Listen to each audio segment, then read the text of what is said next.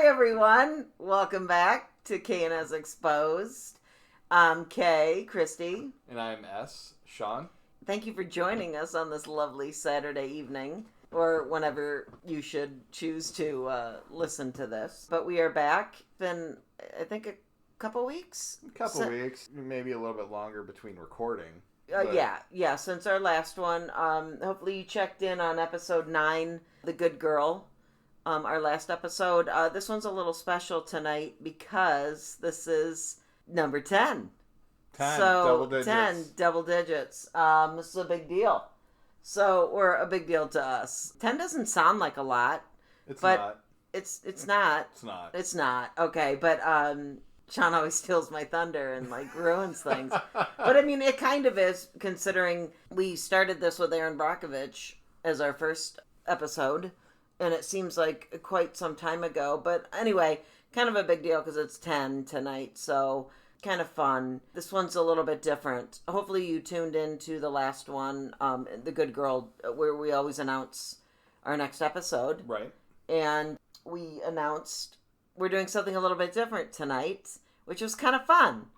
Yep. A couple people had actually thrown this kind of into the mix to us. And also, it's something kind of had been on our radar as well, which was, hey, how about for episode 10, and every once in a blue moon here, we mix it up with a movie that neither one of us have seen. Yeah, so something different. So, and hey, it's our platform. We can do it. We can do what the fuck we want, right? There's no rules. There's no rules. No, what is that? No rules, just right? The Outback? Is that a thing? Yeah, it's the Outback. It's like their theme. I don't know anything about the Outback. No rules, just right. Oh my God, I think that's it. Yeah. You don't know that? No, all I know is bloomin' onions, and that's it. Oh, okay. Well, bloomin' onions are awesome, but I mean, anyway, I think that's their theme, the Outback. So we're being the Outback tonight. I believe that's right. Yeah, the Outback. That's what you went with. Okay. Yeah, I don't know. Okay. No rules, just right. No rules. Okay, somebody just right. Right.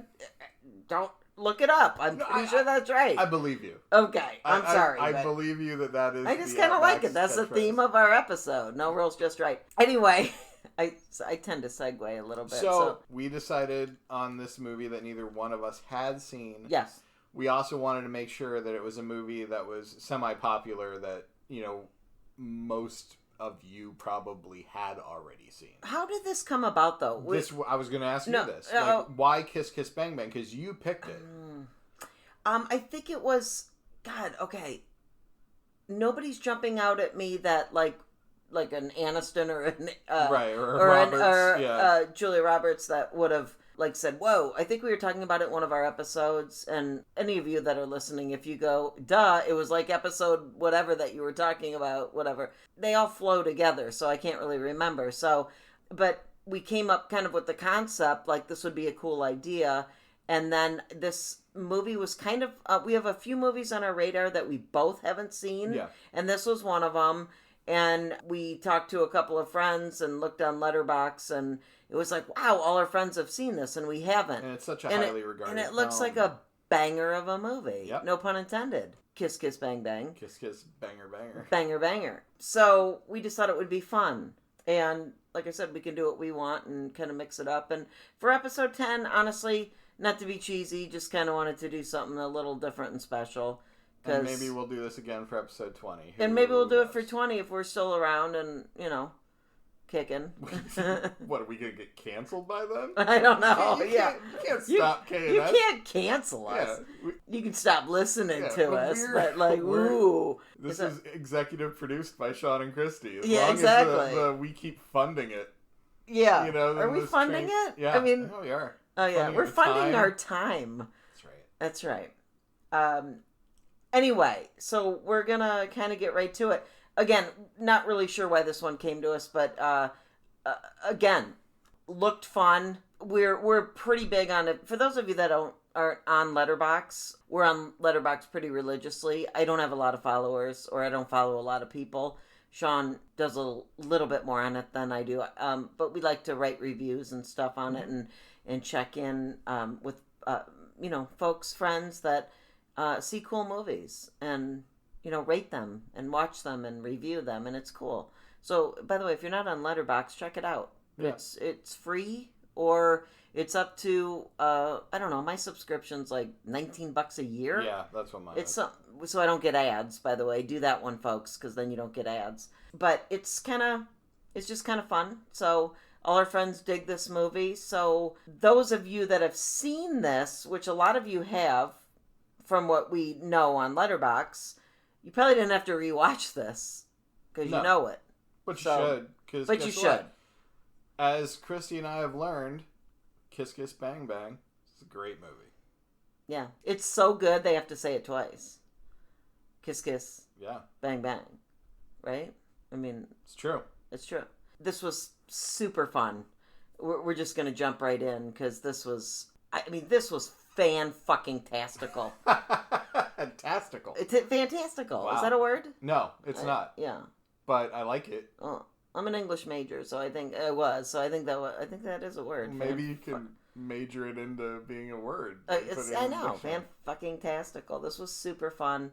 So, jump in. What do you think? I mean, like, we just finished this, so right after a movie, Yeah, we're skipping over that spot that we were really like, well, Kristy, why did you pick this movie? I mean, we kind of covered it, but not really because we didn't actually pick this movie to expose the other to it. So this is a 2005, right? 2005. 2005, Shane Black written and directed movie. What are you showing me? No rules, just right. The Outback. Okay, but I don't get it. It's their slogan. Okay, but their slogan, no rules. Okay, I get that. Okay. Just right? Yeah, no rules, just right. What's the just right mean? I don't know. Why do we have to analyze this? Well, I'm just yeah, saying. because I don't think it's a good slogan. Unless I'm completely misunderstanding some Australian nuance to this. I don't know. I think it's cool. I think they should change it to no rules. Yeah, we'll fucking deep fry an entire onion. Well, Olive Garden says when you're here, your family. That's fucking lame. But it makes sense. Oh my god. Okay, Olive Garden when you're there, your family. Yeah, well, Because McDonald's is why? I'm Because it's a loving lot of fucking salad and breadsticks. So that's family. There's so much food. It's not. It's just you don't have to think about it. Like, I don't know. I just like it. And I think it's a good slogan for our episode now. No? I'm cutting all of this shit. Okay, just cut it out. You can cut that last 3 minutes out. Yeah, 2005, Shane Black, written and directed, joint. Shane Black, as we know, famous for writing the Lethal Weapon series, or at least kicking it off. Lethal Weapon 1 and 2, Mm-hmm. for sure, story and screenplay by Shane Black 1 and 2. I believe 3 and 4, of course, he's going to be attached to it. Yeah. And anybody at home, quote me on it. Sorry, but I believe he just did the story and screenplay for 1 and 2. And hello, if you haven't seen Lethal Weapon, how are we friends? First of all, right? Hey, one of our friends just saw Lethal Weapon recently for the first time. Oh, that's right. So, okay, well, we like him, so we'll give him a pass. He's also a youngin'. Yeah, he's younger, but we'll give him a pass on that. And he did want to see it, and he did see it. Okay, so we can be friends because we are friends. But you're the poorer for it if you haven't seen Lethal Weapon. Go watch Lethal Weapon. Jesus, go do it. It will not be a future KNS episode because we've both seen it. So you need to go watch Lethal Weapon on your own time, listeners. Yeah, and there's 4 of them, so don't stop it. Just start with 1. They are conveniently numbered. Unlike other series that go for a long, extended period of time, that everything is Lethal Mission Weapon, Impossible. Mission Impossible, like colon, something else. No, you were 1, 2, 3, MI 1, 2, 3, and then you went like, oh my god, what? Just like Rocky 1, 2, 3, 4, 5, and then Balboa. Yeah, I know. So it's like, just call it 6. It's fine. I know. Scream was doing it. Scream was good. Yeah, Scream was and then good. Scream 5 was just called Scream, and it's stupid. And now Scream 6 is Scream 6. Yeah. You fucked it up. You know also what I was thinking about with this? Don't laugh. Isn't Scream 6, the 5 and the 1, the Roman numerals? The V1, yes. Okay. What'd I say? VI. Oh, sorry, I meant the V and the 1. Yeah. That's what I meant. Sorry, I was thinking 5, but I meant the V and the 1. Hear me out. I'm not saying people are... Okay, well, I don't like people in general, so they're not all intelligent. It has nothing to do with Kiss Kiss Bang No, it's important. Yeah, okay. People that don't know Roman numerals, you know how the Super Bowl does all their X's and their V's and stuff? If you don't know Roman numerals, you don't know what the fuck you're watching. Right? Okay, but, like, if you can't read, you don't know what the words are either. Like, you have to, at some point, just say, look, dum-dum, figure it out. Do you think there's somebody out there that goes, oh my god, scream V's out? You know what I mean? I mean, are people... That's what I'm saying. People are that stupid. It's possible. I'm going to give you an example of where it is possible. And again, we are off the rails and we have... Yeah, we're going back. Left I know. We're going back. This is important, though. The 10th, this is important because Scream comes out next month. That's the only reason this is important. The 10th Friday the 13th film... Okay. ...was just called Jason X. Okay. And it was called X because that's the Roman numeral for 10. I understand that. But everybody calls it Jason X. Okay. They don't call it Jason 10, but they also don't call it Friday the 13th 10 because it's not named that. Okay. I'm just saying, you know how there's labels on stuff? Like, don't... Yeah. You know, there's labels on stuff because people... Don't eat the chiclets that come with your stereo equipment, right? Yeah, or the little silica gel packet. Exactly. Don't eat, throw away. I'm just saying, there's things on there because people have done this. So I'm just saying there's probably somebody out there going, oh my god, I just saw Scream V. You know what I mean? It's just... Anyway, somebody out there is getting ready to watch Scream 6. And they're like... can't find Scream 5 for the life of them. Exactly. There's going to be class action lawsuit. Exactly. I mean, are we in the time? It's like, just put a fucking 5 behind it. Because people are stupid. You know what I mean? Or have a designated one, Scream 5 for stupid people. I don't know. I just segued. That stuff that bothers me. I actually like that as a subtitle. Scream 5, for stupid people. For stupid people, yeah. I don't know. I shouldn't bring in, like, things that irritate me, but that's what... Especially things that have fuck all to do with Kiss Kiss Bang Bang. Yeah, but okay, anyway, you're right. But back to Kiss Kiss Bang Bang. This was super fun. What I gotta say is, like, literally 5 minutes in, I turned to you and paused it. Because I'm like, okay, Michelle Monaghan, first of all, girl, you are gorgeous. And it was driving me nuts where I've seen her before. Apparently, you know, she has been in a couple of the MI movies. Yeah. Ironically, MI3. Other Kiss Kiss Bang Bang. Yeah, and I don't think she made it long in MI3. Hopefully I'm not spoiling that for anyone. I believe she made it the first few minutes. I don't know. If I'm remembering, I just rewatched MI, Mission Impossible, like, marathoned it. But I can't tell you which one. Because they all ran together. I think she was in Fallout. She was, too, yeah. But it might have been a flashback. Oh, I think it was a flashback. Yeah. So. Because I think she was. Yeah, I'm pretty sure she was good. But I think it's been a long time. Which one you haven't seen though? Wait, no, 3 is the one I hadn't seen, but I did see Fallout. Okay. And I think that's that what could I'm have been trying. A flashback. So I'm kind of missing some. And they all flow together. Anyway, gotta say. Right off the bat, and yes, I'm going to say it probably 7 times in this episode. Sorry, let me just get it out there right now. Fucking Emma Stone. She might as well be Emma Stone for me. I can't unhear it. It's a very Emma Stone character. I can't unhear it. I can't unsee it. All the mannerisms, all the lip, what do you call it, mouth, like little twitches she does, like, you know, like mouth curls. She does. She's very heavy on the mouth acting in this movie, so she smirks a lot. She's like does asymmetrical like movements with her mouth, and it very much so reminded me of Emma Stone. Now, what I love, which this was before this 2005. Yeah, I don't think Emma Stone had come on the scene yet. No, an Easy A, you said... no, Easy A wasn't for another few years. Was this 2005 or was this 2003 now? This movie? I'm sorry, yes. 2005. It was 2005? Yes. Okay, so Emma Stone's first movie was Superbad. Okay, you're right, which we discussed earlier. No, or that was her first, like, major movie. Okay. And that wouldn't have been... I think that came out after this. Superbad was 2007. So 2 years later. Okay, and so is that, and then Zombieland, and then... Now, do you think Easy A, we were saying, was kind of her breakthrough? Which is funny. Well, no, I mean, Superbad was her breakthrough role. I mean, that's what everybody... Sorry, Easy A was 2010. Sorry, folks, this is what we do. We're segueing because, just little footnote, Emma Stone is not in this movie. No. This is Michelle Monaghan, who gets all the credit because she's beautiful and awesome.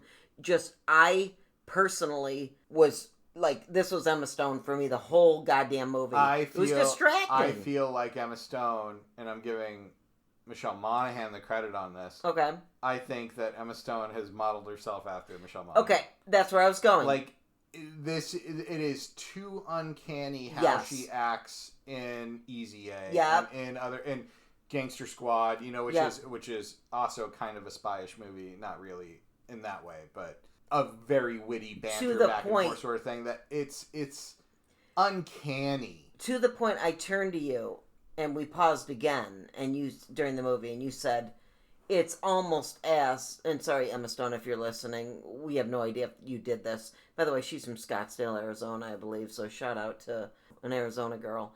But I'm pretty sure, like you said, she may have watched this and like fucking just made all her studied that Michelle Monaghan. It's the same way that I would say Christian Slater Jack studied Jack Nicholson, or Samara Weaving is Margot Robbie light. Oh my gosh! Good. That's a good call. Yeah, it's very friggin' uncanny how much he's like Emma Stone. It's not, and when I say frightening, I mean I say frightening because it's frighteningly close. Like, I love that you said it's almost like she studied her. And Emma Stone, by the way, you're getting a lot of airplay here in our episode when you weren't even in this goddamn movie, but it was too uncanny. You could do those deep fake videos that you put like another actor on an existing role. Yeah. You could put Emma Stone on Michelle Monaghan in this movie, and I think it would play out the same. Yes. So anyway, maybe, guys, if you've seen this and you're going to rewatch it, whether you've heard this episode or not, but you're going to rewatch it, just picture, seriously, picture Emma Stone in this role. I mean, she could have freaking nailed it. I mean, it's the same person. It's almost the same person. However, all that said, it's not, and I really dug Michelle Monaghan in this. Great. She's great. She's beautiful. First of all, everybody is great in this movie. We're going to get there. But we'll get there. But Michelle showed boobies. She did. Boobs. Briefly. She did, briefly, but she looks amazing. By the way, you know how you can make slip boobs into your movie and it be classy? How's that? You shoot the boobs via a mirror. If the camera is on the boobs, there's nothing classy about that. What are you, a director now? But when you frame it so that you are observing it from another area, like it's almost naughty, like you're not supposed to see it. Yeah. Which is how Robert Downey Jr. It's also voyeurism. It is voyeurism. Yeah. And also, do you like how she, right before she showed said boobs, she said, I shouldn't have had that last shot of tequila. Yeah. Well, ladies, if you're listening, that's always how it happens. Okay? It is. I mean, Shawn, I'm here to tell you, that's always how it happens. Half the boobs I've ever seen have been preceded by that statement. Right? After too many shots of tequila. I've been there a couple of times, whatever. Sure. But let's keep it classy. Wasn't her first time there either, apparently. No, it wasn't. But she looked great. She looked amazing. Great. Do you buy that she was 34? Do I buy that she was 34? It's mentioned a few times that she's 34 in this movie. You know what? I'm going to say a little true to age here. I have no... And I'm not going to look it up right now because I don't care enough to look it up. I don't know how old she was when she did this film. Was she supposed to be in her 20s?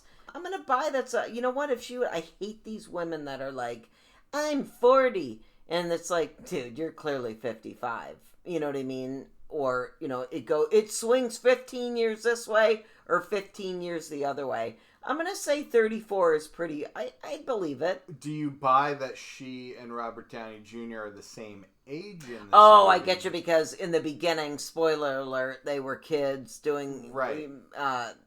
They went to the same high school together. Childhood kids and the magic show in the beginning, and childhood friends, and then high school, etc. That's a good question. I believe... Robert Downey Jr. would appear older to me in this than her. Well, if that's where you're going. Yeah, also, I mean, she looks like she's probably in her 20s to me. Late 20s, I guess. She could be 30, but I have a hard time, and this isn't a detriment to the movie in any way, shape, or form. I have a hard time aging those two together. The same growing age. Up together. Right. Okay, I'll give you that because they grew up together. Now, obviously, Robert Downey Jr. looks younger than he does today. Not that Robert Downey Jr. looks bad today at all. He doesn't. By the way, he looks beautiful in this movie. But yeah, this was post-recovery. Sure. You're Robert Downey Jr. And as we know Robert Downey Jr. going all the way back to Lesson Zero. Well, even before that, Weird Science. Sure. Stuff like so. Bit part in that, I'm saying. But he would have been a teenager in Weird Science. I get it. So I mean, if they would have said that they were both 40, I would have bought it. Like if they were both 40, right? But there still just doesn't seem like the same age. Okay, if you're gonna go there, it seems like there is an age gap between the two. Okay, I'll give you that. Okay, therein lies the issue, because I was going to give you as an example. Like, my mom's going to be 90. I don't think my mom looks 90. Like, look at my age. People have said they don't think I look my age, as an example. Okay, so there's that. Okay, there's that first and foremost. You can't really go by that. That's why I hate when people go, "How old do you think I am?" Because it's like you can't really do that. Well, that's true. And I look 64, so I mean... You actually don't look 64. But I mean, there's been people that said they think you're older than I am. Sure. And I'm 10 years older than you. Right. See what I'm saying? Yeah. Boom! Mic drop. See where I just got you there? Right, but neither one of us, and no offense, babe, look like we're in our early 30s. Okay, good point. So... Well, screw you. Speak for yourself. But I get what you're saying, but now that you brought it up to the second point of the age gap with them, because they started as childhood friends, the magic show in the beginning, and then... they went to high school together. And then they went to high school together, so yeah, when you bring it up in that regard, I'll give you that.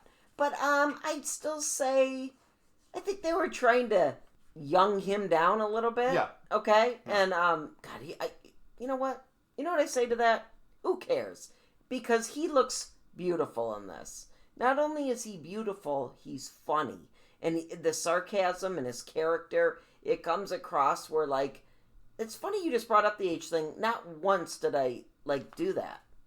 And I normally do that. Well, I focus on that. I think, in obviously, Michelle Monaghan's a super attractive woman. Super. But I think... simplistic, too. Like, not much to her. Right. Like, no makeup, I feel like they almost aged her down a little bit in this movie too, because when you do look at her in like Mission Impossible, which was only like a couple years later, like she feels like an older, more mature woman, but that could be the role too, I guess. I mean, the Mission Impossible is serious business, and here she's just an actress trying to make it in Hollywood. So good in this, though. I mean, she's just so good in this. To where you don't have to know because you're married to me. My OCD, where I focus on all these little things, that's something I would focus on. Which is funny, you brought it up, their age gap, or you seeing that. That's something I would bring up. But I was so lost in their characters that I was just like, oh my god, and the chemistry that I didn't even think about it. The chemistry is great because obviously so many movies have done this will they, won't they sort of relationship between the male and female lead. But throughout this whole movie, you could feel like it could go either way. Yeah. Because there's a clear attraction between the two, but there's also enough reasons for them not to be together. And she's born in 1976. So she's 5 years younger than me. So hold on. She's born in 76, which makes her 5 years older than me.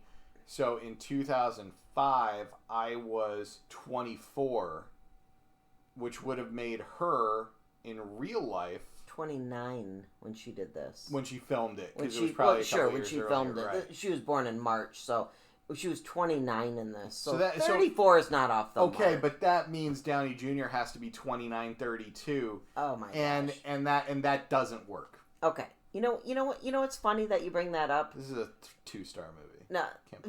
Yeah, because of that. Let's bring up a very big one. My numbers are going to be off a little bit, folks, and I should know this. We've talked about this. Can't Buy Me Love. Amanda Peterson. Yeah, she was on the cusp of almost 16 when this came. Sorry, filmed this when she was 15.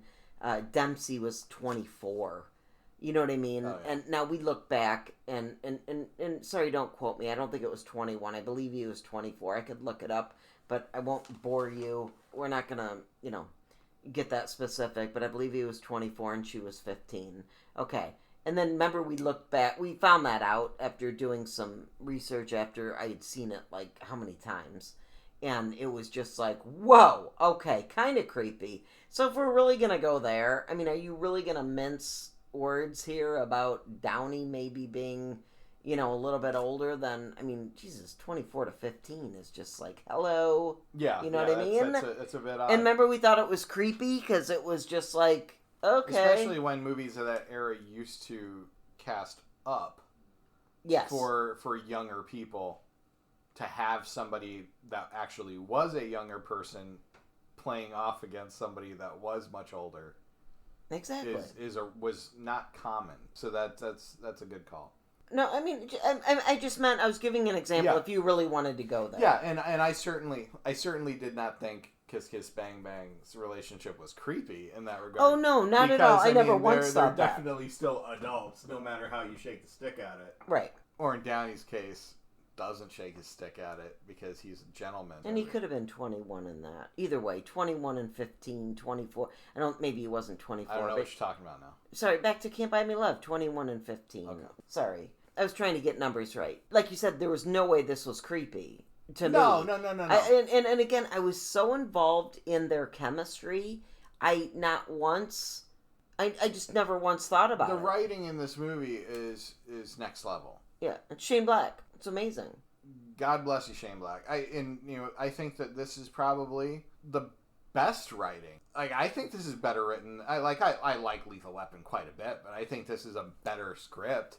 Ooh, that's hard pressed for me just because I'm a huge Lethal Weapon fan, but I'm going to give you this. This is not what I expected. I don't know what I expected. I didn't know I thought this could be, don't laugh. I thought this was going to be, you don't like me to look too much into a movie beforehand, and I said I wouldn't. I did watch the trailer. I was kind of thinking a little Twin Peaks, weird, different stuff. I wasn't sure. Like you said, spy kind of stuff.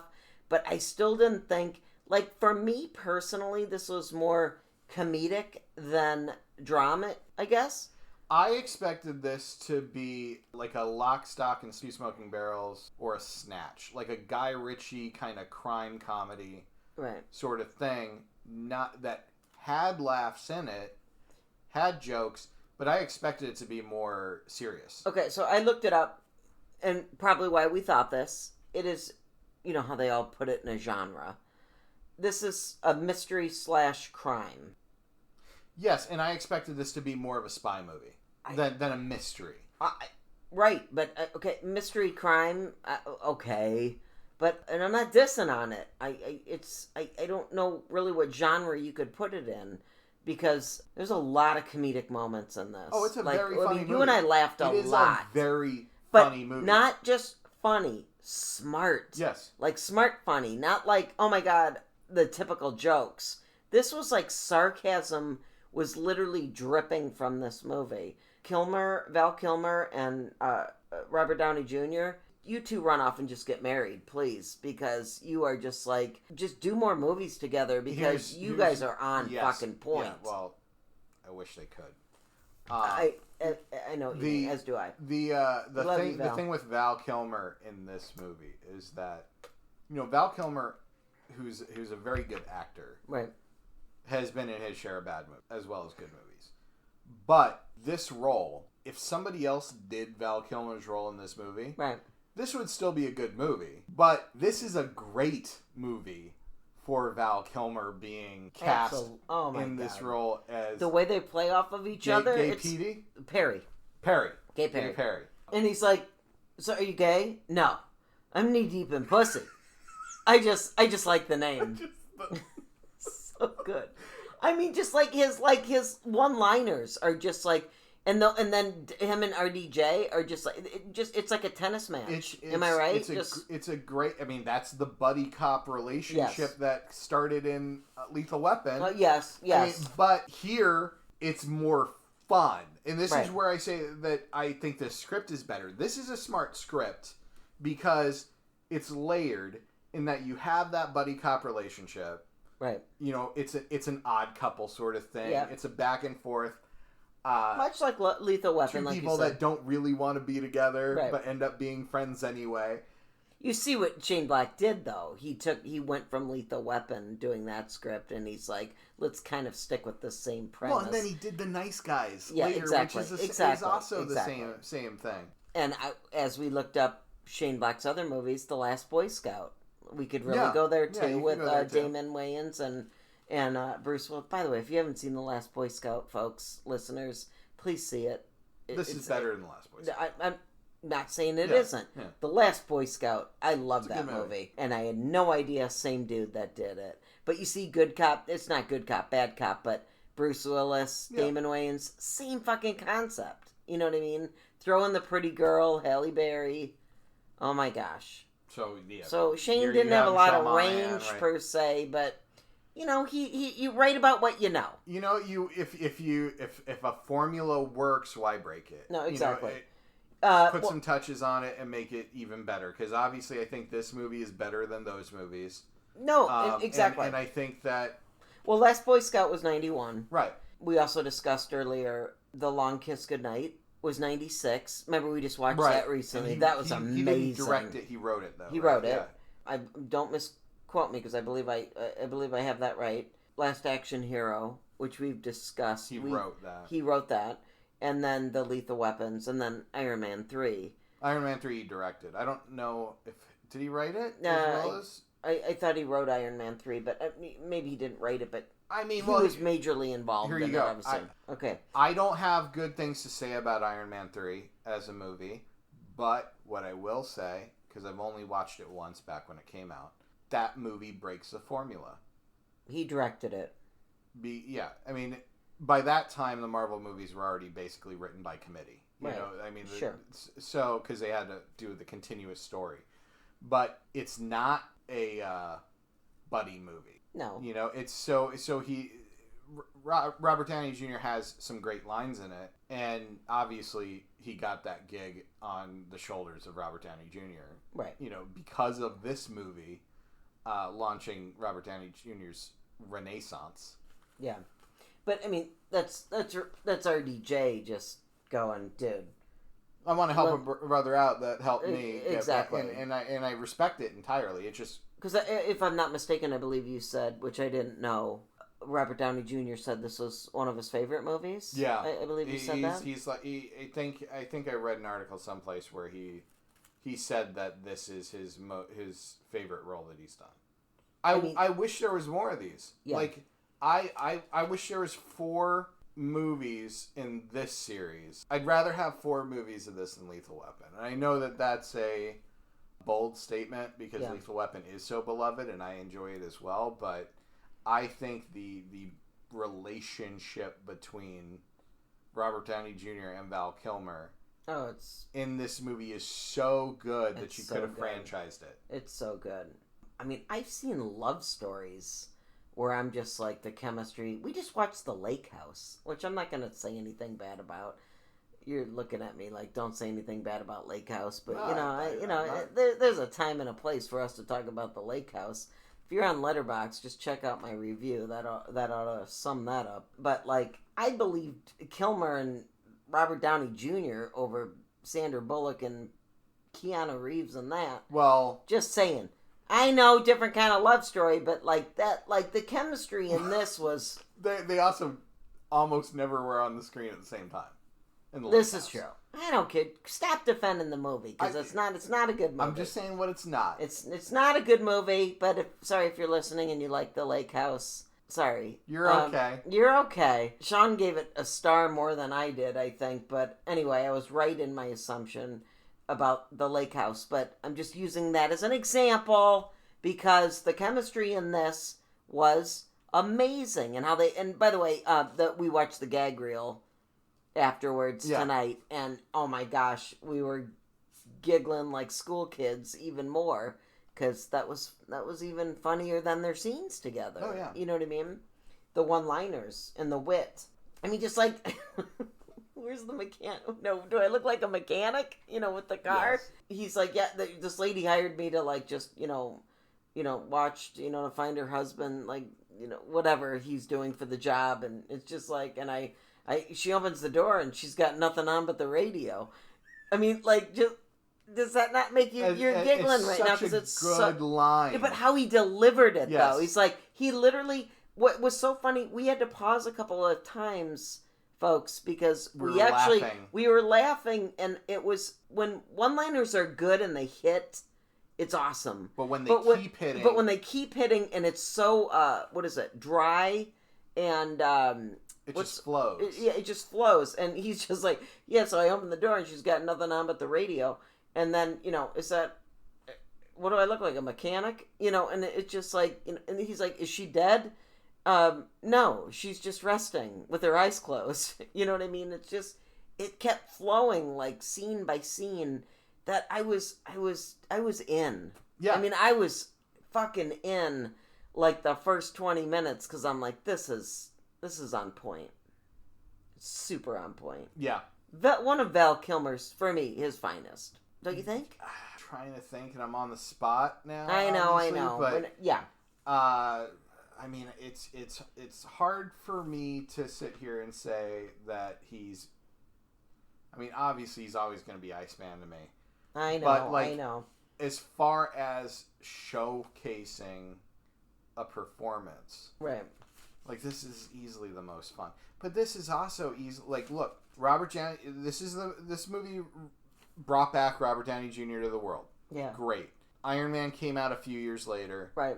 Arguably the most important movie in the last 20 years. Right. Because it launched an entire franchise that nobody expected to be as big as it is today in 2023. But I still stand by it that Iron Man is a great movie. That first movie. That is Robert Downey Jr. Like, it is all on the back of Robert Downey Jr. I mean, he was amazing in this. I don't want to sit there and keep going on about Kilmer. RDJ was awesome in this. I think that Robert Downey Jr. has been great in a lot of movies, both before his issues with drugs and after. Like, I mean, I'm a fan from, Weird Science, obviously, because I'm the 80s nerd. And then, for me, Less Than Zero.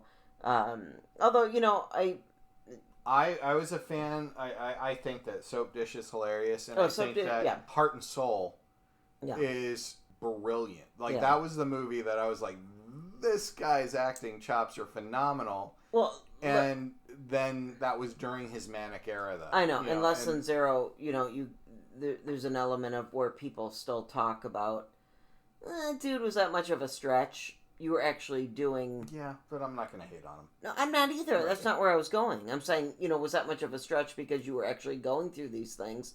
It doesn't matter. You weren't doing that on set. You know what I mean? Lesson Zero was fine acting. Lesson Zero, I feel, didn't garner enough attention. No.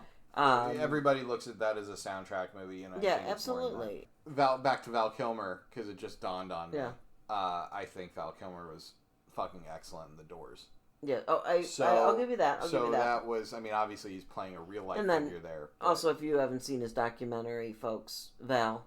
Which is on Amazon Prime, and you should see it if you haven't. Please do. Bring a tissue box, though, because it's definitely a little sad. But it's Val, the documentary is amazing. So just giving you a couple of pearls to go do. But the sarcasm in this spy movie, even some of the music, like you said, this is kind of a spy movie. Some of the music. I turned to you at one point, and I'm like, what is happening? And with the books, that she kept reading, the John Gossamer books, Johnny Gossamer.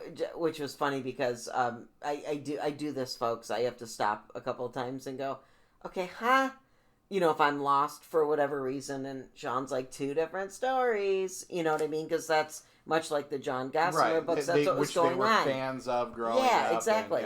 It's clever all around. I thought, again, I didn't look into this movie at all. Right. I just knew. I really didn't. I knew the title, and I knew that it was well received, and I knew that Robert Downey Jr. was in it. I didn't even know Val Kilmer. I didn't know it was going to be as comedic. That was I based on the title alone, I thought it was a spy movie. Okay. Do you know Kiss Kiss Bang Bang? Do you know the origin of Kiss Kiss Bang Bang? I don't think I do. Okay, Kiss Kiss Bang Bang, it's a term that was given at one point to during the popularity of spy movies in the 60s. Okay. Spy movies and spy novels. So, they called James Bond Mr. Kiss Kiss Bang Bang. Okay. And it was kind of a criticism, you could say. Like, somebody would be like, all these movies are just kiss, kiss, bang, bang. Okay.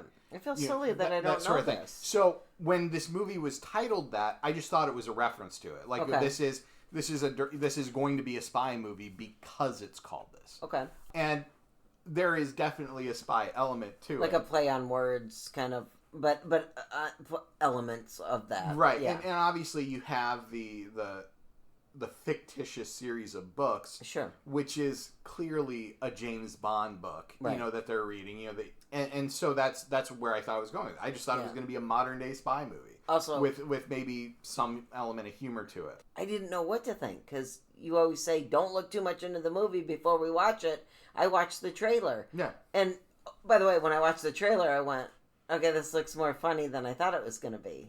So that's where I was. And it was, but it's also brilliant. But it's also brilliant. Because it played off the tropes of the spy movies and spy novels. The movie kind of is a spy novel. Also, I mean, it's also kind of, you joked when you said it was a mystery, but I mean, I kind of lump it in with like Knives Out. Yeah. Like where all these characters are still having humorous moments. Yeah. In a serious setting. Yeah. And they're still just trying to figure out what the hell's going on. I mean, even Ready or Not, which we talked about earlier. I looked at my old review of that, and I referenced Knives Out. Yeah. After I saw Ready or Not, same thing. The family's all going, "What the fuck?" You know what I mean? So it's kind of, I like the comedic. I like the comedic part of it. Mm-hmm. Don't get me wrong. I think I liked the movie more because it had that comedic elements to it. You know what I mean? There was a lot of wit. But I thought it would be a little bit more on the serious side. And this is just my impression. This is not a fault of the movie. No. But I was thinking like Lock, Stock, and Two Smoking Barrels or Snatch. Okay. Where it's like more crime. Right. With a sense of style. Yeah. But not as much humor. I thought it was going to be, I told you earlier, like a But I got something better. No, me too. Yeah. I thought it was going to be a little Twin Peaksy for me. Not putting it in that little niche. Like I didn't know, like you just said, you just summed it up. It was better. Yeah. Than I thought. Than I expected. Yeah, than I expected. Now, let me ask you this, because this just came to me. If you had to choose, now this is a big choice, between Michelle Monaghan, RDJ, or Val Kilmer, and I need to know this. One of them wins the award in this for the one that spoke to you the most. I know this is a hard one because I feel they were all equally on the same page. Now, I had a winner earlier, and I think I stand by it. But I want to know what say you. Okay, I mean, it's a hard one. First of all, this is hard because in another type movie, in like a Lethal Weapon, you only really have the two to choose from. I get it. And there's more parody. I know. There's 3 actors. I know. And they're all doing a fucking amazing job. They are. That's why this is the banger question. And this is where it becomes just what did you appreciate more sort of thing. Yeah. It's all individual choice. Because I already have mine. I think that Val Kilmer, for me, takes the cake in this movie. As my favorite part of it, because I have a dry sense of humor. I'm a very sarcastic person in real life, and he fucking kills it every single time. And it flows, and he doesn't. I think he cracked a smile like twice. Yeah. Yeah. Yes, he really. You know how many times we giggled during this? I'm giggling thinking about I know. how he was in I certain know. scenes. Even his mannerisms when he's not in the shot. I know. Like when Robert Downey Jr. is leaning up against a car because he just got that bad news that he thinks Michelle Monaghan's dead. Exactly. And Val Kilmer's trying to drive away and he can't. And he's just like, I'm sorry, you got to go. No, he doesn't say that. Go. No, he's like, are you okay? Are you okay? Yeah. He's like, okay, but I gotta go now. Yeah. He's like, you're leaning against the car, and then eventually he just like pushes his hand out the window. He's not in frame. Yeah. And just puts it on his shoulder and just nudges him forward so that he can drive off. Even though he's out of frame, I can see him. Yeah. And in my mind's eye, I know exactly how he looks. Yeah. He's exceptional. Absolutely exceptional. Robert Downey Jr., though, I really dig the character. I know. I really dig Kilmer couldn't have played his stuff without bouncing off of RDJ. That's what I'm saying, off of Robert Downey. Robert Downey Jr. really is the main character because he's narrating the movie as well. I know. And he says fuck a lot. He says fuck a lot, but he is the gentleman. He is. He's the anti-James Bond. Didn't he say the first 20 minutes too? He goes fuck, and then he's like, I'm saying fuck a lot. Yeah. Right? He's cognitive of... cognizant. Yeah, cognizant. Yeah. That he's, like, shouldn't be doing that. Yeah. But, like, all of his situations, like, with the woman, when the woman's passed out, Monahan. Yeah. Is passed out at the party. Oh, yeah. And the other dude is, like, feeling him up. I'm gonna kick your ass. Yeah. Because I'm really tired. Yeah. And then he goes out and gets the shit kicked. Just gets absolutely. I did not see that coming, by the way. But it was a great. He looked so tough, and he's like, "Let's just if you want to take this outside, because I'm just gonna." And I'm really tired.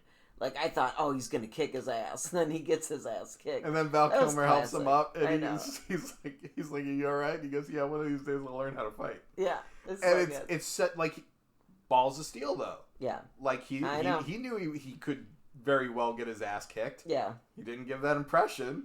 No, I didn't think Val Kilmer was going to be going on what you said, because that's who you would select, I guess. They're all great. Yeah. But I didn't think Val Kilmer was going to be as great as he was in this. He's great, and I love Val Kilmer, but I didn't know he was going to be as exceptional and as witty and as funny. And again, this movie is dripping with sarcasm, and you know how I love sarcasm. It's also probably why I loved it. So funny to me on a conceptual level, because both him and Monahan were fans of spy books. Yeah.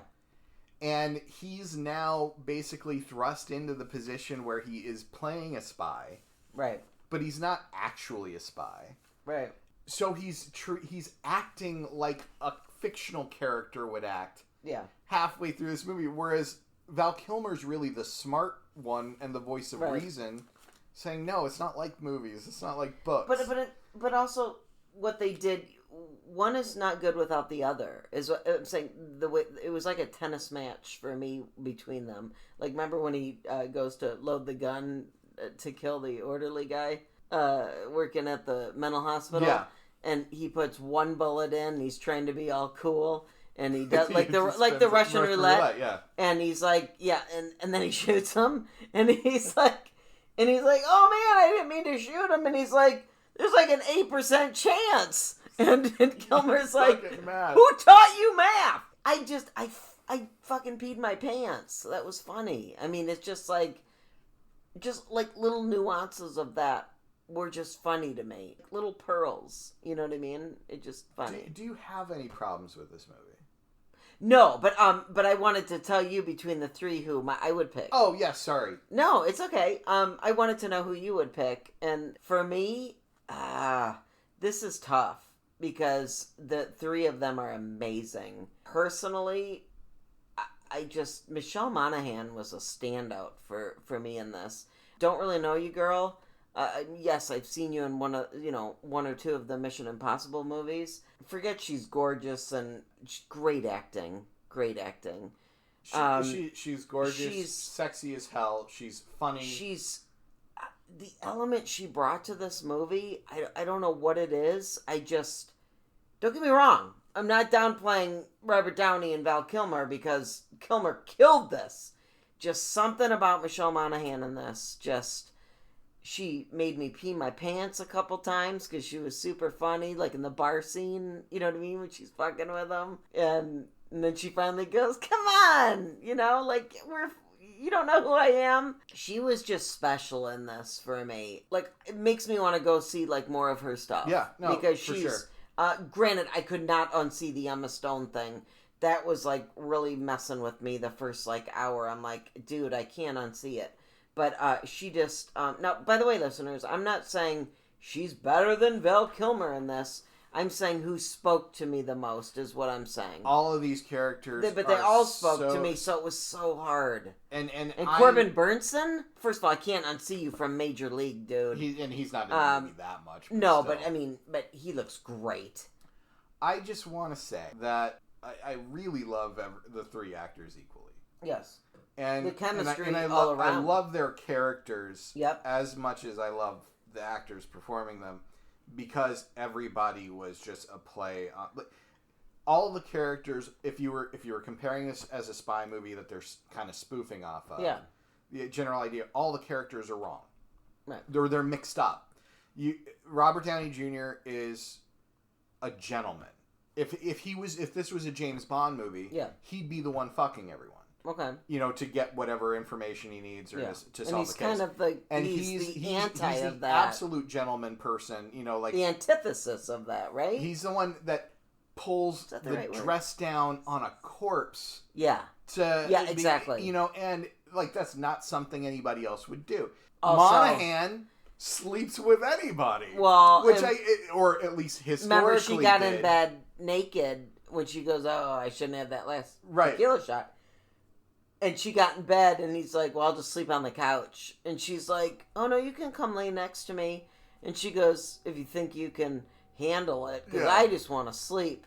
And then he gets in bed, and he's totally nervous. Oh, yeah. And he's like, doesn't know what to do. And then the scene with you slept with the best friend. Yeah, that was so Which good. was a great payoff to that joke. Such a great payoff. And then the smart man is Kilmer. Kilmer normally wouldn't be a role that would be a gay character. Yeah. Would be playing. Yeah.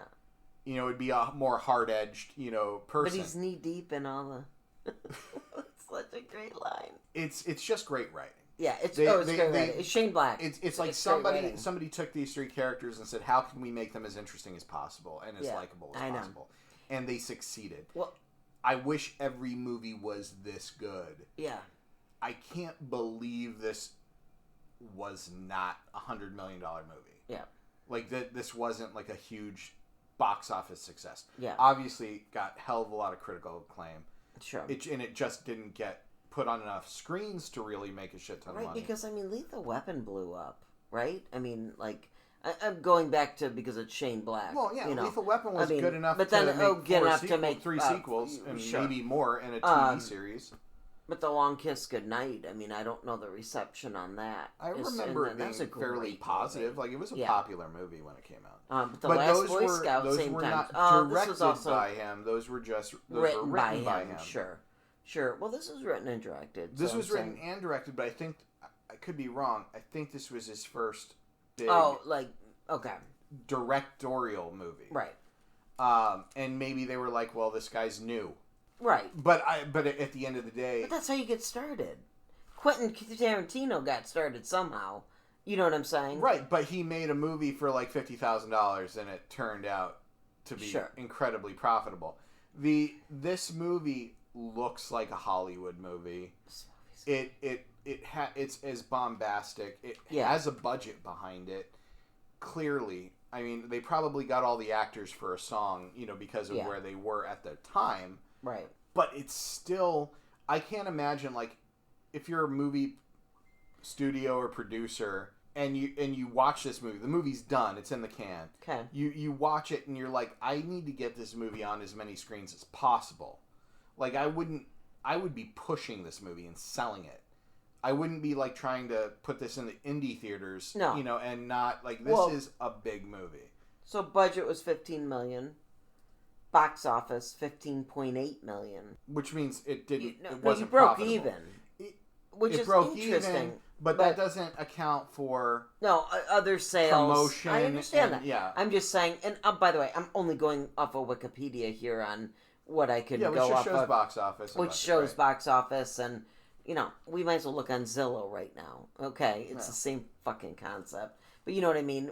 I'm giving you a baseline here of what the budget was and, and what it made. But again, it doesn't account for sales, and I know movie sales, but I mean, assuming people are watching this is also one of those not underground ones, but one of these, maybe somebody looked at it and went, Shane Black? Who the hell is this guy? You know what I mean? Writing and directing this. We're not gonna, you know what I mean? But it's like, dude, well, pay attention, because this was a great movie. I'm still vacillating. Are you doing your score in your head on Letterboxd right now? This is not a 5 for me. I can tell you that. It's not a 5. Here's where I'm struggling. Like, my gut is just going straight to 4.5. No, that's where my gut's going. But my internal argument with myself is, what's keeping it from being a 5? Yeah. This is why I asked you earlier before, because I did cut you off from finishing your favorite of the 3. Do you have any problems with this movie? Oh, I'm sorry. Because yes. I don't know that I do. And that's why I'm struggling with, not giving it a 5. It's a good point. And by the way, I just did drop that and say, this is not a 5 for me. The more we're going to talk about this, I'm honestly going to go, why wouldn't this be a 5 for me? Because we had this discussion before. I said, what keeps something from a 5 for you? Because, when you do a 4.5, I always go, oh my God, what kept that half a star from you? You know what I mean? Because I'm always fascinated by that. And you always say, it's got to be, the movies I put with my 5-star group have to just be, they've got to rank up there. 2 types of movies get a 5 from me. Ones are that connect with me, on that I recognize are not going to be everybody's favorite movies. Yes.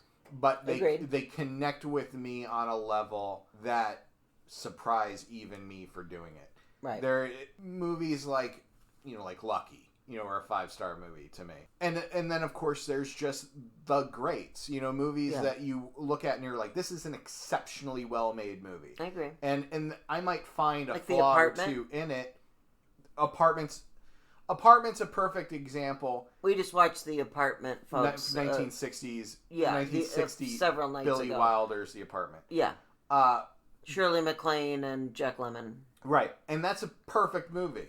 That was a 5-star for me, and I can't say anything bad. But I also genuinely can't find any fault in that movie either. No, nor can I. That podcast. Well, I mean, a little bit. The guys are pigs in the movie, but I mean, outside of that, story. That's the story, and it's the time. Right. So it's like, I get it, but I get what you're saying. There's no flaws in my mind in this filmmaking. No. There's no like, oh, this is a great movie, but it's got bad special effects, or the editing's choppy, or like the writing is good, the directing is great, especially for a mostly first-time director. I mean, obviously, and you the expect chemistry the writing. and the characters, the whole cast is amazing. Even down to the little parts, even down to the bad guys. It's like, it's perfectly cast. You know what I mean? Perfectly cast. It's funny. It's witty. It's under 2 hours. In it, you get the complete story. It's sexy. The music is good. I have nothing bad to say about this movie. I have nothing bad to say about this movie. And the one-liners were just too great. Just too great. So, I mean, I think I have to give it 5 stars. Just because I can't give a reason not to. You gonna prove me wrong? No, I was just gonna say I wrote down a couple quotes because we were laughing at when Robert Downey Jr. came in. I'm wetter than Drew Barrymore at a grunge club. And the one we love the most, Robert Downey Jr. said to Val, "You think I'm stupid?" Because Val said, "Don't go do anything stupid." And he said, "You think I'm stupid?" And he said, "I don't think you'd know where to feed yourself. Your mouth didn't flap so much. So yeah, I think you're fucking stupid." And Now, we rewound that a couple times because that made us pee our pants. It's great. It's great. It's a great I don't line. think you'd know where to feed yourself if your mouth wasn't... So matter-of-factly. I know. He means it when he says it. Oh, he means it, and it's like, I mean, in Shane Black, I don't even think you had to do more than one take on that because Val just... Although we saw the gag reel, which is pretty funny. Maybe there was a couple takes, remember, because when they were in the car and they did the screenshot and he's like, wow, that was loud, with the clapper. But everything was on point. Everything was on point. And I did want to bring up, it's a little bit the chemistry with Michelle Monaghan and Robert Downey Jr., a little bit of how we play off of each other. Mm-hmm. It reminded me of that, like the shirt scene with his tag sticking up. Yeah. And literally... Downey's shirt was to the camera and his fucking tag was sticking up out of his t-shirt, and I hate when your tag is sticking up. And I said, oh my god, that's distracting. Is somebody, and me and my OCD, I said, is somebody gonna put that tag down?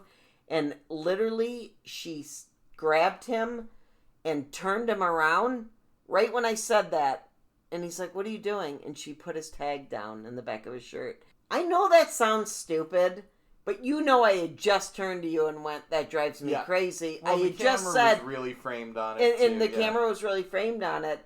And right when I said it, and then she did it, I turned to you and I threw up my hands because I was like, no, that's a real moment.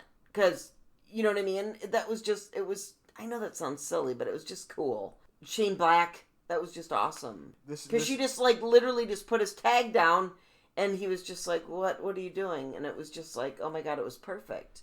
Perfect. This movie has murder, incest, and it's still one of the funniest and smartest and sexiest movies I've seen in a long time. Funny you brought up the incest, only because we do need to bring it up. These are serious things. No, I want to bring it up because... Suicide?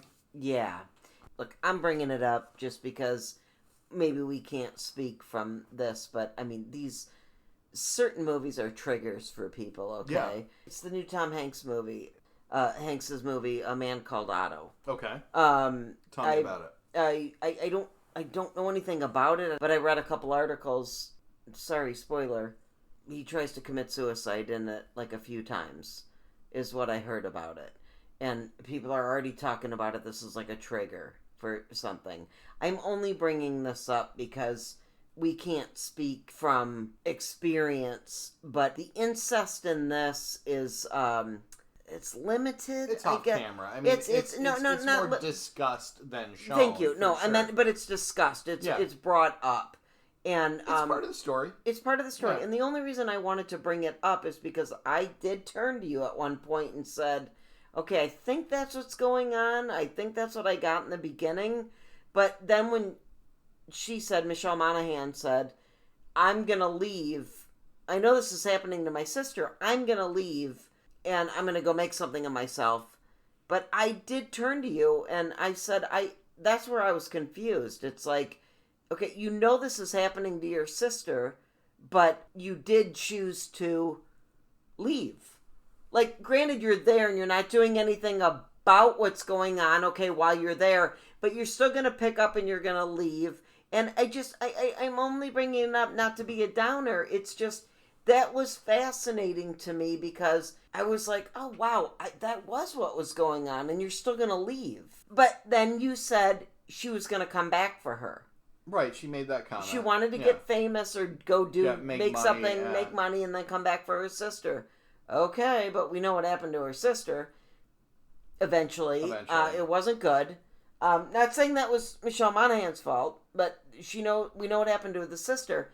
And I just felt it was weird that she left. It was just, that does not lose anything of the movie to me, but it's a serious ripple in the movie, the element of it. And then you're just going to leave. You know what's going on and you're just going to leave. But to expand on that, because I don't think it's directly covered in the film, I took that whole scenario was that either knowing her history, knowing that she was fucking everybody in high school. Oh, okay. Do you not think that she was also abused at home? And so that was she got fucked up and she needed to leave as well, and she just couldn't take her sister with her. Okay, that's actually a valid point. Because that's how I read it. Okay, first of all, I never thought of that. The one scene I'm thinking about specifically, and I'm bringing it up just because it is a topic that's going on. Again, not to bring a downer to the episode, but it's fucking key that it comes up, where the dad comes in and he picks up. I was not sure what was happening yet, by the way. Right. I needed some time for another few scenes to happen, where the dad comes up and picks up the sister out of the bed and carries her off, and Michelle Monaghan, as a younger teen, is just lying in bed. And I was like, okay, now that I know what's happening, that's fucking weird, and it's creepy, and it's terrible. But, Michelle Monaghan just laid there and did nothing. I've heard of stories where the one sibling does actually fight for the other one, so they're not, touched or molested or whatever. But now that you make a great point, she's older now, okay? Clearly, the molestation, the dad prefers the younger one, okay? Because he even said at the end, remember? When Val Kilmer went into his room, and he said, I love both my daughters. Yeah. That was fucking evident. I love both my daughters. Oh, yeah, you did, you piece of shit. You know what I'm saying?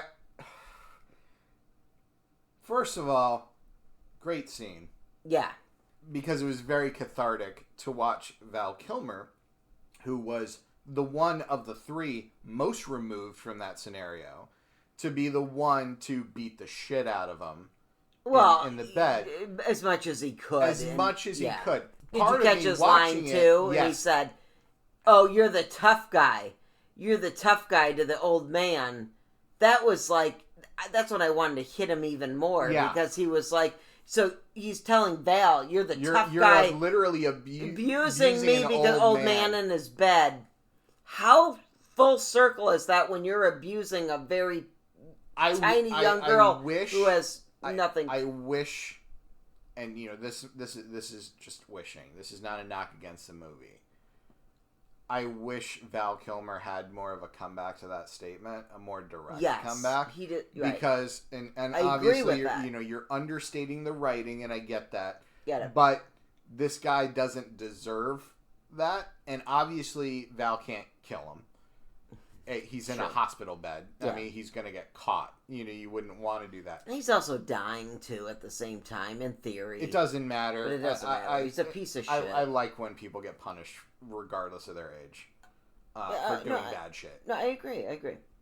So, yeah, I guess that's a fair trigger warning aspect, to this movie as well. I also love that it's Val that actually goes in and does the beating. Yeah. Because obviously Monaghan's character is too close. Yeah.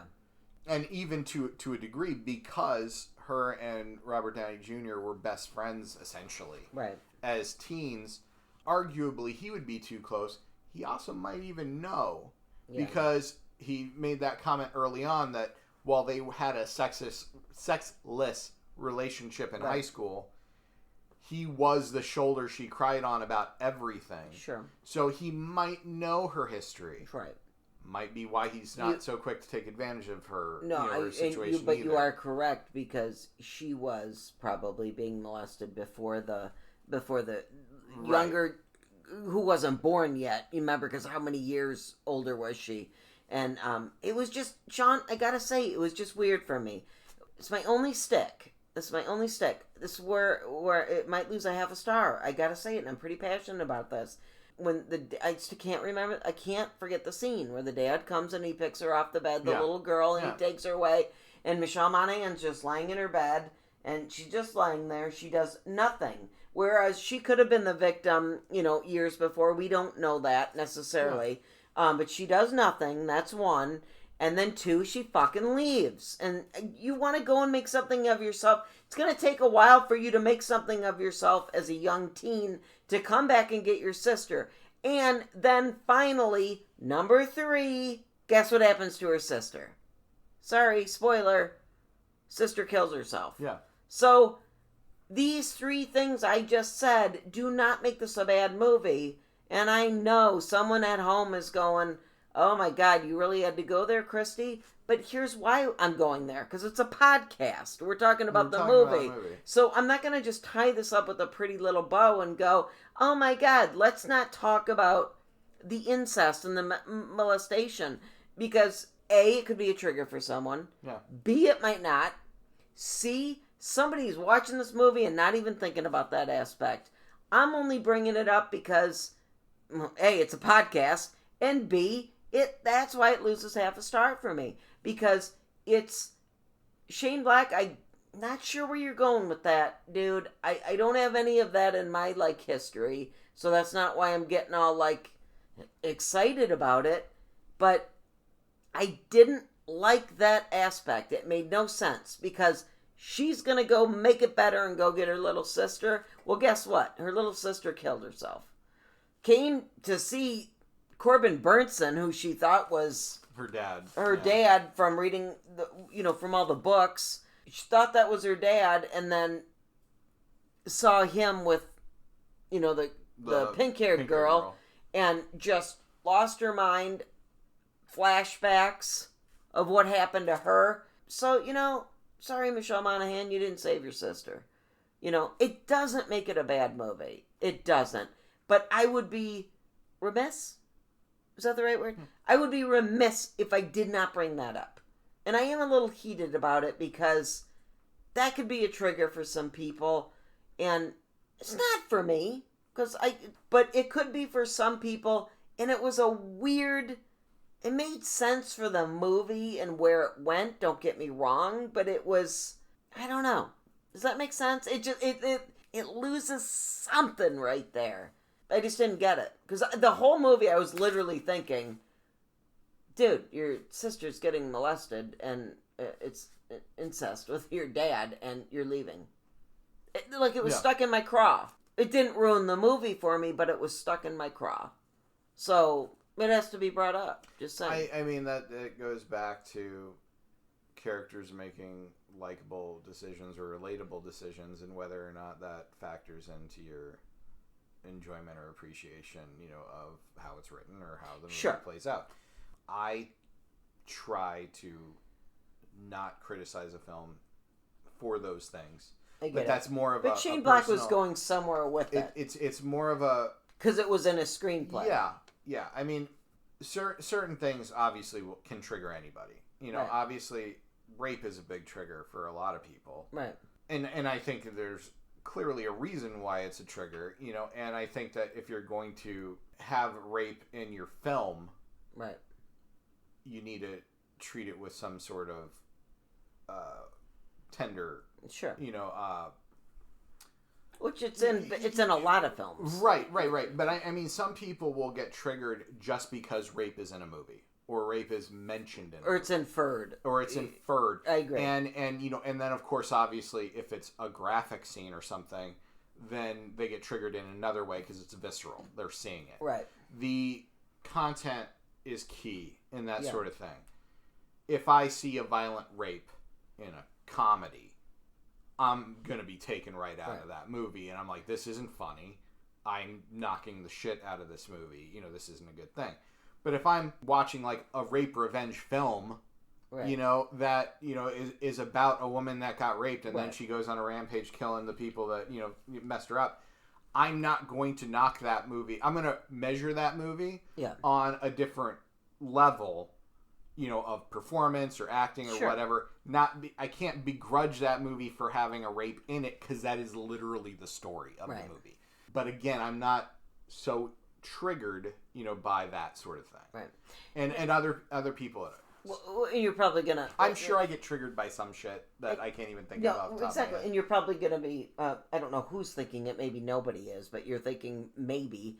Okay, out of all the characters, then I said earlier, she spoke to me the most and she was special to me. And then now I'm just going, why'd you leave your sister? So that could kind of sound like an oxymoron. But for me, it actually still stays true to what I said earlier because there were so many ripples. Sorry, ripples isn't the right word. Layers of her. There were so many layers of her, of why she did that. And I love that you said that earlier. I think that's why she slept with everybody and she... I'm not a psychologist for Christ's sake, but that's why she slept with everybody and did these things, because she was probably victimized first. She could not have a relationship with Robert Downey Jr. in high school. Oh God, no. Because there was actual love there. Yeah.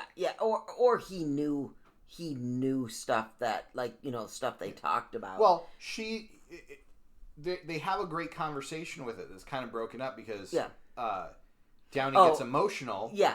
When he's a hilarious scene when the spider runs into her bra and he's trying to get the spider out. And she's just like, if you groped me, whatever, it's okay. And he's like, no, it's not. And he's like angry that she even suspects that he did do that because that guy was groping her in the beginning, in the beginning of the scene where he's hands off of her. He loves her and always has, right? But she doesn't love herself, exactly. And so she's just fucking anybody, and she can't have that relationship with Robert Downey Jr. at least as a young kid.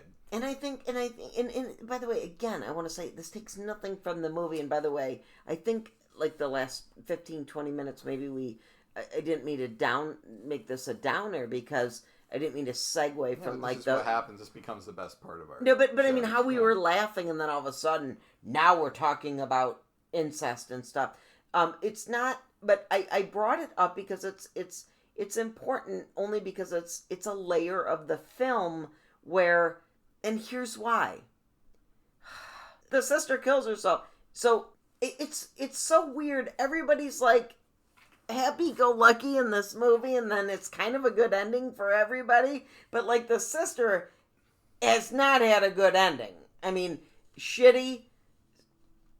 Michelle, Monaghan, you didn't come back for her. You tried, but then she killed herself, basically. It's still that weird element for me where, and I guess I'm bringing this up because I think that's what loses a half a star for me, and where I can't give it a 5. I would almost like to sit Shane Black down and go, where were you going with this? Because first of all, why did you put this in the story? Now, you could look at me all day long and go, Kristy, he put it in the story because she was trying to find her sister, protect her. Look how it all came full circle. And it's like, did it? Did it come full circle? Was that part of the story necessary? I'm asking you now, your opinion. Was that part of the story necessary? Yes, because I don't know that Monaghan's behavior could be justified without it.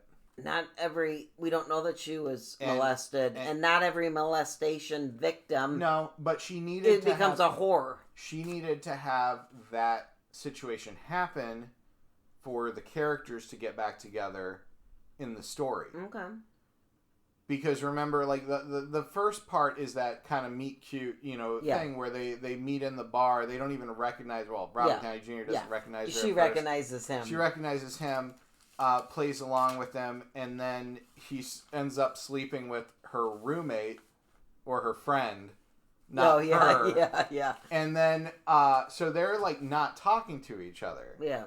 And the only reason that he's in LA at all is because he has that acting gig. Like, he was invited to that acting gig. No, he fell into it because he was he was running from the cops. But but I know what you're saying, So, if they didn't have that event happen to bring them back together, he would have not got the job and went back home. No, you're right. To New York. Okay, I just had a thought, and I'm hoping that I'm missing something. Okay. Does Robert Downey Jr.'s character have a daughter? No. Who the hell was he on the phone with at the beginning of the movie when he was robbing the store and, like, looking for a specific toy? Oh, I thought that was like a family member, or maybe it was. I thought it was a family member because like it was niece or something. Yeah, because she specifically said, "No, it's this one, and then she's like, "By the way, where are you?" And he's like, "It's after hours." Right. It's extended hours. No, so it was to alert us to he was a criminal. Right. And they broke into the store. But no, I don't know that was ever, because he never spoke to another child, to my knowledge, throughout the rest of the movie, right? So I feel like I missed something now. I need to go back and, like, watch the first but I mean, I think that was just for me personally, that was to say, because she said, where are you? Because all the stores are closed. And he's like, no, they're open after hours for Christmas. That girl that he was talking to seems to not really fit into the plot at all. And to my point is that you could have changed this to make him robbing a jewelry store as opposed to robbing a toy store. No, I agree. And run out of that and fall into the same situation. Exactly. And not involve, like, the fact that he's in a toy store at all. Right. And exactly. And that's why I said, that's what I was trying to bring up with the, This is where I'm actually I'm taking a step back and giving the movie some credit, because it's like, I feel like I probably missed something. No, and we might have. And again, I didn't mean to bring up the serious issue but again, if we're going to do a podcast, we're not going to just talk about all the pretty moments of a film. I want to talk about why that, like, again, not a trigger for me, but why this was brought up and could be a trigger for some. Yeah. That, and whether it is or it isn't, I can't speak for people. But a podcast, I want to talk about all layers and ripples of a movie. That's one that's, again, I'll say it again, it's stuck in my craw. Did it ruin the movie for me? I say it again. No. I just think it was that one element, like, you know what? You said earlier, you think you're a 5-star, and you're like, I cannot find really one thing wrong with this. If I'm going to give something a 5-star, I got to make sure there is nothing wrong with this. And I am like... And certainly, I get you feeling the way you do, and I get where somebody else could be even more triggered by it. It's how that character... Okay. I'm not saying you're wrong. It's not a fault of the writing. It's not a fault of the actor portraying the character. It is... It's a flaw in the character, and all characters have flaws. You could change this whole thing and say, oh, I went back for my sister and she wasn't there. Or, there's some other reason why I couldn't. You could justify your inaction somehow. Right. But, again, we're judging the film on being a film, not the character. I get it. Not doing something. I feel like if I'm going to judge a movie, and again, this is me, I'm going to judge what's there, not what's not. I'm totally on board with... I'm not saying it made it a bad movie for me. Not at all. It's one of those things. It's what I do. It's what your wife does. It's what Kristy does. If you know me, you love me. I have that little weird OCD thing in a movie. I'm like, well, I just want to know, Shane Black, what were you doing with that? And if that was a characteristic thing, why you wrote the character, I get it. Because you made me see things now. That's why Michelle Monaghan's character was fucked up. Boy, do I get it. But I'm telling you, look, I'm going to bring back that scene. Her laying there in bed and Dad comes in and picks her up and, like, takes her into the other room, the little girl. I'm not buying some of that. Part of that, I just wanted to go, tell me you wouldn't be flying out of the bed, like stopping it or something. You know what I mean? It's just like, but then again, that's part of her character, I guess, just laying there, just going, I'm just ignoring the world right now, and I'm blocking this out, I guess. It's how a lot of kids deal with trauma, unfortunately. I know. That do go through that moment alone, that scene alone, I don't know why it's bothering me. That scene alone where he picks her up, it's so brief. It's so brief. It's like 5-6 seconds long, and it's a great. In that regard, it's a great scene. It's a moving scene, is what it is.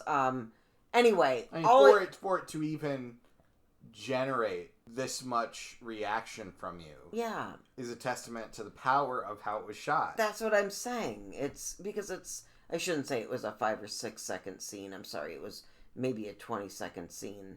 But it's moving. It resonated. I don't know why. It's not a trigger for me personally. Right. Fortunately, it's not. Okay, but I'm just saying for certain people, maybe it is. I don't know. I just wanted to bring it up. Also, It bothered me. I said it earlier. Remember, this chick is Emma Stone. Yeah. Like she reminds me of Emma Stone. Same thing with that. Also stuck in my head. Like you left her, and then outside of that, I told you when we stopped the movie before we started the podcast. I go, there is so much to talk about, and I started it with this is fun, fantastical. Is that what I said? I believe that was my word. Is that a new word? Well, I don't know if Webster's is acknowledging it yet. No, well, it's they only should. a matter of time. Are you listening? You should, Webster's. Also, I wanted to say in the gag reel, because it's my favorite part, when at the very end, Val Kilmer looked at the camera with Robert Downey Jr. and said, sorry for all you in the Midwest for saying fuck so much in this movie, because I actually wrote down, I take notes during the movie, and I actually wrote, this could, every time they say fuck, sorry, Mom, if you're listening. I know you hate when I swear, but it's got to happen. But, take a drink every time they say the F word. And then I literally wrote that down because I kind of loved it. You know what I mean? It little elements that it came in. And then in the gag reel, Val Kilmer looks at the camera and says to that about all you Midwestern folks, sorry for saying fuck so much. Which that wasn't the gag reel. That was the end of the movie. Oh, I'm sorry. That was the end of the movie. I'm sorry. We watched the gag reel right after. My bad. You're right. It was the end of the movie. Oh, because they were like closing down the movie. But it made me laugh because I'm like, well, wait, I'm from the Midwest. I'm from Illinois, and like all we do is say fuck. So I mean, that made me laugh that he brought in the Midwestern, but it made me giggle at the end. That was a great little tie-in. I'm very happy for Robert Downey Jr.'s level of success that he's made over the last 20 years. Yep, me too. Nobody would insure him for a movie after all the... Nobody... Remember when he was in court? And I got to bring that up because you brought it up earlier. I'm sorry. I know I'm talking over you, but I'm acknowledging it. When he was in court and then he, was in jail and then he got out and he tried to slowly get back into movies, nobody would insure him because of that. Nobody. And slowly he came back. In this movie. And nobody thought he would. Yeah. And he did. Sometimes success has unfortunate side effects. Yeah. And I'm so happy that rich as hell now, thanks to the Marvel movies. Yep. But I said before how I wish there was sequels to this, like there was Lethal Weapon. Yeah. Especially with how it ended. Yeah. Because it could have just been I've now fallen into the job of being a private investigator when I don't know a damn thing about it. And I'm working with somebody who is exceptional at it. It could have been a Val Kilmer and Downey Jr. franchise. Yes. Yeah. And it would have been so much fun. Like a Glover and a Glover and Gibson. Yes, exactly. Yeah, exactly. But unfortunately, Robert Downey Jr. had to go on to have massive fucking success with Iron Man, which, I mean, his salary went out the water after that. You're not going to make small movies. I get it, but he probably could have come down a little bit. Oh, I think he did. I mean, he made other movies, No, but I meant he could have come down and. Again, you said he liked this movie a lot. Yeah. Like, specifically one of his favorites. He could have come down. Also, let's note the Val Kilmer issues, too, where, this comes into play, too. And I'm sorry, we watched the Val documentary quite some time ago, so I'm trying to remember when these started, specifically what year, but that factors in as well. You know what I mean? Because this is when Val was okay. Yeah, he was You still know what okay I mean? in this. So, or if anything was starting, you wouldn't know it by watching this movie at all. Anyway, we segued a lot, folks. Sorry. We get kind of into stuff, and by that I mean sometimes when we're not doing a podcast and we're not recording, Shawn and I finish a movie and we do this anyway. I apologize for nothing. So. We love that you guys stayed with us, and thank you for supporting us for the past 10 episodes. 10 episodes. This was 10, and this was a special one, and different. And if this one should run a little bit longer, folks, it's because it was something we haven't done before. We are going to, though, where we're going, because we're going to tie this up. We are going back to our regular scheduled programming. Regular unspecial episodes. Unspecial episodes.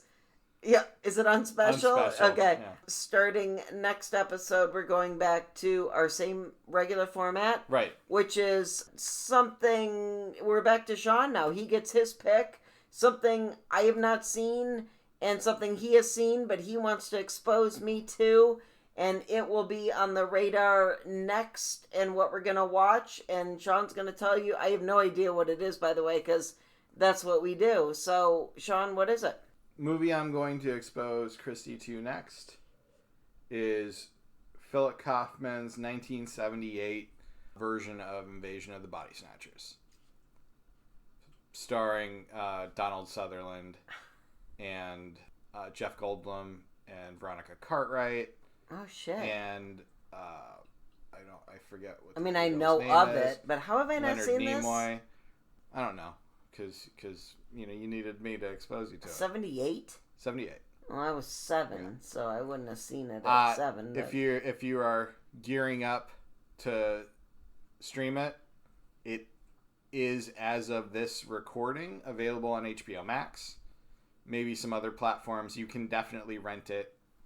And again, if you're looking to find out where to watch Kiss Kiss Bang Bang, now that we've spoiled it for you, you can watch that on you'll have to rent it. It's not streaming on any service right now, but you can rent it from iTunes or Amazon or your favorite streaming. But obviously, from what we understand, a lot of folks have already seen this and wondering where we have been not seeing this. But okay, Invasion of the Body Snatchers. Invasion of the Body Snatchers. It is a remake, obviously, because it was a movie in the 50s first. Right. Which is also a classic. Yeah. But, I mean, I find the 70s version much more contemporary. I want you to know, too, I love Donald Sutherland. He's fantastic. He's amazing. I love him. And people would say, oh, you like Kiefer, too, his son? Yeah, no, I love Donald Sutherland. Mm-hmm. So, interesting. I, of course, know of this movie. Duh. Yeah. Who doesn't? I am shocked that I have not seen it. It's probably one of those just... so many movies, and especially a 70s movie just fell off the radar for me, so excited about it. It will be our oldest movie. Yes, it will. That's funny that you said that, because we looked at all our previously held by what's our oldest one right now? Little Darlings 1980. 1980 is our oldest one we've done. So 78. Although I do believe Little Darlings was filmed in 79, but still. Sure, I go by release year. You go, okay. I go by the first time you could have bought a ticket to watch. You know what I go by? Donald Sutherland. So that's exciting. So it'll be fun. God bless you, Donald Sutherland. You're still with us, too. I know. And he's amazing. And he was in A Time to Kill. I don't know if Donald you saw Sutherland has looked old my entire life. Yes, he has. Right? My entire life. That's what's funny. He just always looks the same age. But I love him. Old. He's a fantastic actor. He's amazing. He's amazing. So excited about this. Okay, guys, thanks for staying with us. And we've been rambling for a while now. We apologize. We like to watch a movie and have some pie and talk about a movie. You say that, but... like True Romance. These people get the tightly edited version of this podcast. So they don't even know how much we actually ramble. Okay. Well, you shouldn't say that, because we should be organic as possible. So Shawn doesn't edit too much. I don't edit at all. I just slap the music on the front and back. Yeah, that's all he does. Kristy wonders why it takes me 2 weeks to get it done. Exactly. We've had this discussion. When are you going to get it done? Anyway, thanks for joining us. This was episode 10, guys. Double digits. Looking forward to next time. And we'll see you on the flip side. As always, be well and cheers. Be nice.